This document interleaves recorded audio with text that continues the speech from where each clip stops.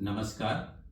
आज हम हाइपोथायराइडिज्म जो एक थायराइड की कॉमन प्रॉब्लम है उससे रिलेटेड जो कॉमन मिथ्स हैं, जो गलतफहमियां हैं, उसके बारे में डिस्कस करेंगे। तो हाइपोथायराइडिज्म या जिसको हम बोलते हैं थायराइड हार्मोन की डेफिशिएंसी, जिसमें हम थायरोक्सिन के द्वारा उस ट्रीटमेंट को करते हैं, एक रिप्लेसमेंट थेरेपी होती है। इसके जो पेशेंट्स होते हैं उनको अक्सर कुछ गलतफहमियां होती हैं। जो सबसे 5 कॉमन गलतफहमियां जो मैं मेरी डे टू डे प्रैक्टिस में देखता हूं, उनके बारे में मैं आज डिटेल में डिस्कस करूंगा।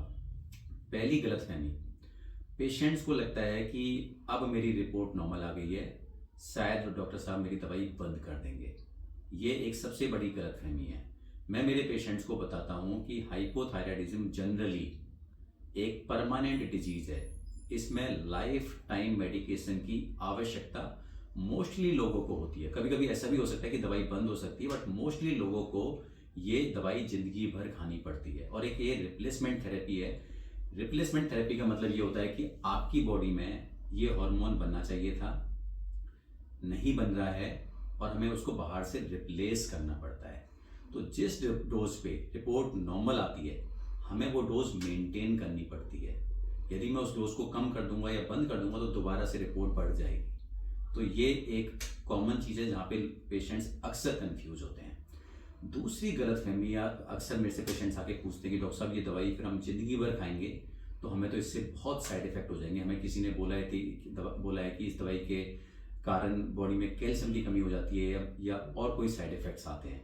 ये अगेन एक गलत धारणा है, क्योंकि जैसे मैंने आपको बोला था कि ये दवाई जो हम देते हैं, ये बॉडी में हम हार्मोन्स को एज इट इज रिप्लेस करते हैं। जो आपकी बॉडी में नहीं बन रहा उसको हम बाहर से एज इट इज रिप्लेस करते हैं in a hormonal form. As long as हमारा रिप्लेसमेंट एडिक्वेट है, जितनी मात्रा में हमें देना चाहिए उतनी मात्रा में हम दे रहे हैं, उसको ना तो ज़्यादा मात्रा में दे रहे हैं ना कम मात्रा में दे रहे हैं, तो प्रैक्टिकली इस दवाई का कोई साइड इफेक्ट नहीं होता। ये दवाई लेते हुए जब आपकी रिपोर्ट नॉर्मल चल रही है तो आप एक बिल्कुल नॉर्मल साधारण इंसान की तरह जिंदगी जीते हो और इस दवाई का कोई साइड इफेक्ट नहीं होता। तीसरी गलतफहमी जो हम देखते हैं थायराइड के पेशेंट्स में, उनको अक्सर लगता है कि जो क्रूसीफेरस फैमिली की वेजिटेबल्स हैं, बंद गोभी, पत्ता गोभी, ब्रोकली, वो उनको लगता है कि ये सब्जियां वो नहीं खा सकते और वो अक्सर उनको बंद कर देते हैं। ये अगेन एक मिथ है, गलत धारणा है। ये वेजिटेबल्स आप लिमिटेड और मॉडरेट अमाउंट में कंफर्टेबली कंज्यूम कर सकते हो, स्पेशली आफ्टर बॉइल्ड फॉर्म। ये ऐसी सब्जियां कच्ची और या रॉ फॉर्म में वैसे भी आपको अवॉइड करनी चाहिए। चौथी गलत धारणा जो मैं अक्सर देखता हूँ प्रैक्टिस में, पेशेंट्स को लगता है कि मेरे को हाइपोथायराइडिज्म है, मेरा जो वेट बढ़ रहा है, वजन बढ़ रहा है, इस बीमारी की वजह से बढ़ रहा है। या कुछ लोगों को लगता है कि मुझे तो थायराइड है, मैं मेहनत भी करूँगा या करूँगी तो मैं वजन नहीं कम कर सकता। ये अगेन एक गलत फहमी है।